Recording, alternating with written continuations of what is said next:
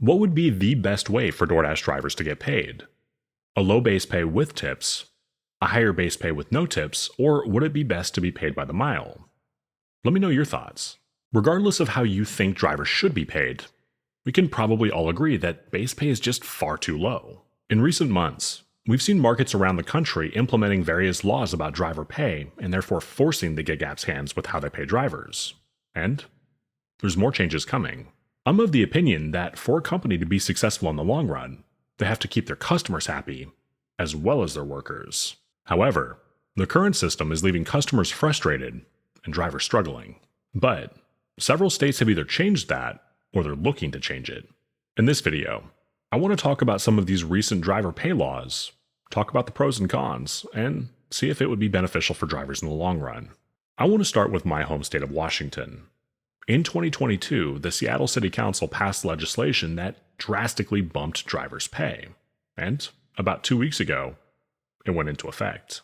Drivers in Seattle are now making 44 cents per active minute and 74 cents per mile driven. In the event that that doesn't equal at least $5, the driver will get $5.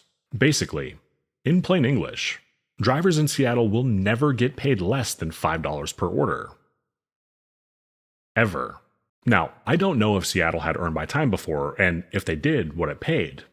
But it damn sure wasn't 44 cents per active minute. To put that in perspective, that's $26.40 per active hour. Before tips. Alright, that is a very healthy driver pay rate. But what do you think it's going to do to tips? Let me know in the comments, and while you're down there, press the like button and subscribe to my channel if you haven't already. While we're on the subject, take a look at this gem. As a result of losing this battle, DoorDash now dropped the suggested tip in every order placed in the city, because why wouldn't they? It's DoorDash. I'm actually strangely okay with this, and here's why. They lost, and they're seething about it. And almost always, when DoorDash loses, the drivers win. Sure, some customers may end up tipping less as a result of paying higher fees, but guess what? DoorDash is now forced to pay the driver fairly. Alright, so far all of this is pretty awesome. But it's not just the pay increase that drivers got. Top Dasher and the Diamond program are a thing of the past in Seattle.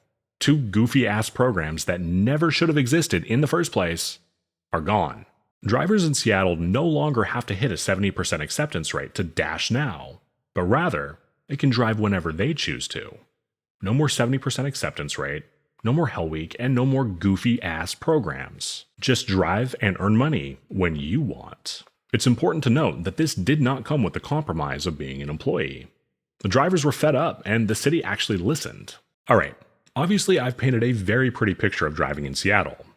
Let's take a moment to talk about some possible drawbacks we might soon see.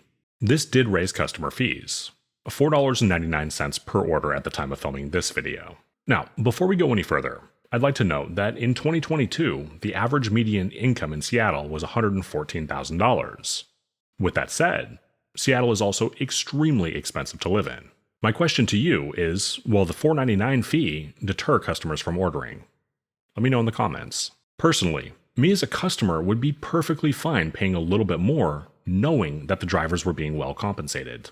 Something that I researched but was unable to find an answer for is what the average utilization of a driver in Seattle is. Basically what that means is the percentage of time that they spend actively working on an order versus waiting. Keep in mind, DoorDash canceled all of their supposed priority programs, so the orders are going to go to the person that they think can get it delivered the fastest. Now, I want to pivot to New York City and take a look at the differences between their laws and Seattle's laws. Companies like DoorDash and Uber Eats, as well as the media, would have the general public believing that drivers are earning on average $29.92 an hour. But how honest is that figure? Something that the apps and the media fail to tell people is that the average driver utilization rate in New York City is only 60%, meaning 40% of the time, they're waiting around not getting paid a dime. It's worth noting, I don't know what the utilization rate is in Seattle. Knowing the utilization rate is important because it shows us that drivers are making closer to $18 an hour in New York City before tips. But there's a problem with that. Both DoorDash and Uber Eats disabled upfront tipping, which is not the case in Seattle. How many customers there do you think are actually going to tip after the order is delivered? And actually, if you drive in New York City, be sure to chime in the comments. Now, here's an important distinction between the two markets. In New York City, the customers have to wait until the order is picked up or delivered to tip. Seattle, they just lowered the suggested tip amount. When I was doing my research for this video, I went onto DoorDash's website and placed an order for delivery in Seattle. I chose a $13 burrito and it defaulted to a $3 tip. Now, I'll let you decide if that's reasonable or not. Another massive problem that drivers are facing in New York City is they now have to schedule to drive. Even on Uber Eats, there is no guarantee that you're going to be able to drive during profitable times. And when you do drive, in most cases, you're going to be working for base pay only. Now, obviously, I favor one of these pay models over the other. For a change, drivers in Seattle actually got the good end of the deal.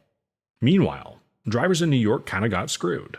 Now, obviously, these are just my personal opinions, and you should certainly formulate your own. And while you're doing that, share them in the comments. A trip to New York City to test this out is likely not in the cards for me anytime soon.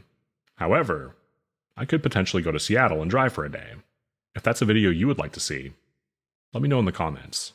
So far, we've looked at two major markets that force the gig apps' hands on how they pay drivers. I want to shift the conversation to some of your guys' comments.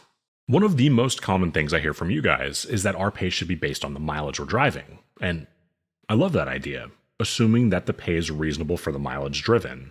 If it was something janky like 25 cents a mile, then forget it, but if it was something reasonable like $1 a mile, I would definitely incentivize drivers to take those longer distance trips. Paying drivers like this would also ensure that customers way out in the sticks would be paying their fair share, and that the drivers would be seeing the brunt of the money. Another common one that I hear is that tips should be required on the checkout screen. And this one I have some pretty mixed feelings about. Now, don't get me wrong, if somebody's utilizing a service, then they should absolutely tip for the service. But if the app is forcing the tip, there's no guarantee it's going to be a good tip.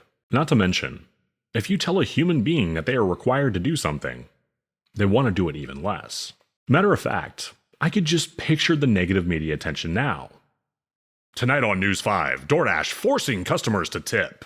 The f*** was that? Look, customers love to screech at me about how tips are optional, and while that is generally the case, it's not always true. Most restaurants will charge you a mandatory gratuity of between 15 and 18% if you show up with a large group of people.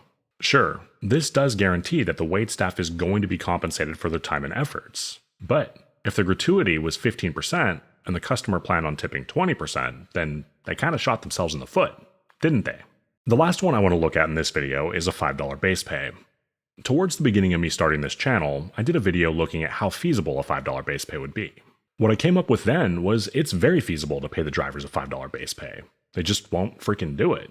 If they were to enact a $5 base pay, encourage customers to tip reasonably, and stop hiding tips, a lot of drivers' acceptance rates would shoot way up. At the end of the day, if an order bounces from driver to driver, it isn't priced right, and that's a them problem, not an us problem. Regardless of your ideal pay structure, make sure you know your cost to operate and never take a loss. We're not Meals on Wheels. Driver pay is slowly gaining national attention. It started with Prop 22 in California, and now there's over a dozen states that have either enacted or are looking at enacting something driver pay related. Buckle up. It's going to be an interesting ride. If you haven't done so yet, please do consider pressing the like button and subscribing to my channel. If you want to check out the video I mentioned earlier where I show you that DoorDash could actually pay a $5 base pay, check out this video next. If you've seen it or math isn't really your jam, YouTube thinks you would like this video. I truly appreciate you taking a little bit of time out of your day to spend some time with me. My name is Zach. Take care.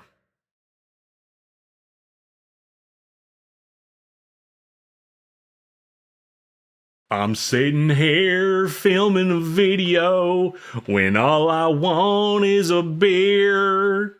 Norman? Who the fuck is Norman?